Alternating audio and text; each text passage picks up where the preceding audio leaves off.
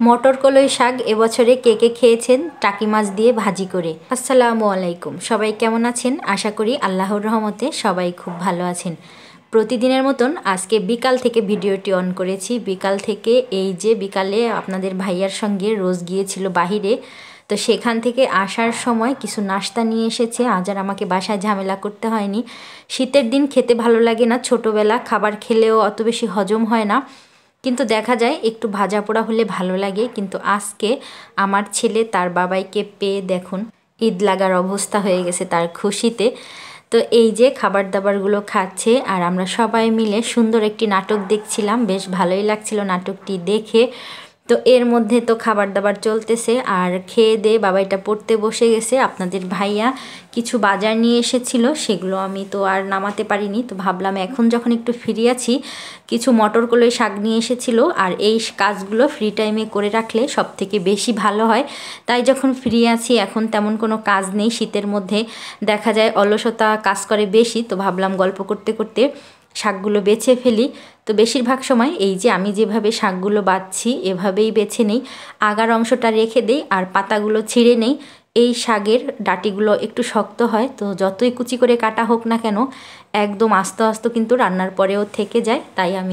তাই পাতাগুলো আর আগার নরম অংশটুকু নেওয়ার চেষ্টা করি। এই যে দেখুন, তারা তো পড়াশোনা নিয়ে ব্যস্ত, আমি আমার কাজ নিয়ে ব্যস্ত।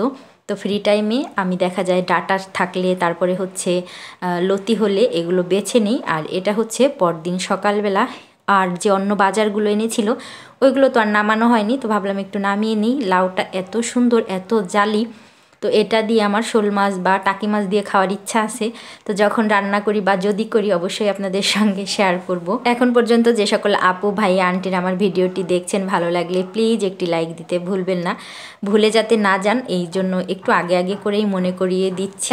এত বাজার রয়েছে, তারপরেও কতগুলো বাজার নিয়ে এসেছে। বাড়ি থেকে আসার পরে কিছুটা অলস হয়ে গেছি, তেমন একটা রান্নাও করতে ইচ্ছে করে না, খেতেও ভালো লাগে না।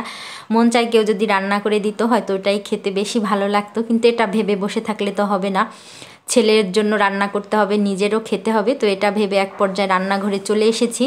আর এই যে কিছু সবজি নামিয়ে রেখে, মানে মোটামুটি যে সবজিগুলো এনেছিল এগুলো সব তুলে রেখেছি। আর আমি এখন যা রান্না করব সেখান থেকে কিছুটা সবজি নিয়ে নিয়েছি। আর আজকে রান্না করব হচ্ছে রুই মাছ দিয়ে, একটু লাউ দিয়ে, ফুলকপি দিয়ে পাতলা ঝোল করার চেষ্টা করব। দুপুরবেলাটা তো আপনারা জানেনই, অনেকেই জানেন অনেকে জানেন না, আমরা মা ছেলে বাসায় থাকি, তো এর জন্যই অল্প স্বল্প রান্না করি। যতটুকু রান্না করি এটা আমাদের জন্য অনেক বেশি হয়ে যায়। তারপরেও অনেক কাপড় আছেন যারা হয়তো বাসায় অনেক বেশি পরিমাণে রান্না করতে হয়, আর আমার এই রান্নাগুলো দেখে হয়তো তাদের মনে হয় অনেক অল্প পরিমাণে, হয়তো তারা লোকজন অনেক বেশি। আমরা তো মা ছেলে, তো রোজ ছোট মানুষ, ও আর কতটুকু খেতে পারে। যা খাই সবজি টবজি দেখা যায় যে আমি একটু বেশি পরিমাণে খাই, তাই আমারই কিন্তু এগুলো সব খেতে হয়। তাই যতটা প্রয়োজন ততটাই তো রান্না করব, তাই না? কাচ্চি মাছ দিয়ে হাতে মেখে ভাজি রান্না করব আর মাছের ঝোল রান্না করব। আর এদিকে হচ্ছে এই যে কলই শাক, মানে মটর কলই যে শাক, সেগুলো রান্না করব। তার জন্য এখানে পেঁয়াজ কাঁচামরিচ ভেজে নিয়েছি, এরপর একটু রসুন আর জিরে বাটা দিয়ে দিলাম, লবণ হলুদ দিয়ে ভালো করে একটু কষিয়ে নিব। এবার এখানে আমি টাকি মাছগুলো দিয়ে দিব। টাকি মাছ যেটা আমি করেছি, মাঝের যে কাটার অংশ সেটা কিন্তু ফেলে দিয়েছি, না হলে শাকগুলো মানে ভাজি যে রান্না করব একদম কাটা কাটা হয়ে যাবে। আন্তরিকভাবে দুঃখিত, আপনারা কিন্তু কিছু শব্দ পাচ্ছেন, আসলে বাসার পাশেই কাজ চলতেছে, তো সেই শব্দটাই কিন্তু আসছে। মাছগুলো ভালো করে কষিয়ে নিব, চাইলে আপনারা মাথাও না দিতে পারেন, তবে মাথাও আমি এর সঙ্গে কষিয়ে নিব। যখন শাকগুলো দিয়ে এটা একদম ভাজি ভাজি করব, তখন মাথা একটু সাইড করে রেখে মাছগুলো চেষ্টা করব একটু ভেঙে দিয়ে শাকের সঙ্গে মিলিয়ে দেওয়ার জন্য। যেহেতু এখানে শাকগুলো একদম শুধু পাতা নেওয়া আর নরম আগার অংশটা নেওয়া, তাই রান্না করলে শাকগুলো কিন্তু একদম নরম হয়ে যাবে। আর আপনারা কে কীভাবে এই মটর কলাই শাকগুলো রান্না করেন অবশ্যই কিন্তু কমেন্ট করে জানাবেন। কার কার পছন্দ সেটাও জানাতে ভুলবেন না। যারা টাকি মাছ খান না তারা চাইলে অন্য যে কোনো মাছ বা চিংড়ি মাছ দিয়েও কিন্তু রান্নাটা করতে পারেন। যে কোনো শাক ভাজি হোক বা অন্য কোনো ভাজি হোক, যদি একটু কাঁচা ঝালটা বেশি পরিমাণে দেওয়া যায় তখন কিন্তু খেতে অনেক বেশি ভালো লাগে। তো আমি একেবারে রসটা নিয়ে এভাবে ভাজা ভাজা করে ফেলবো।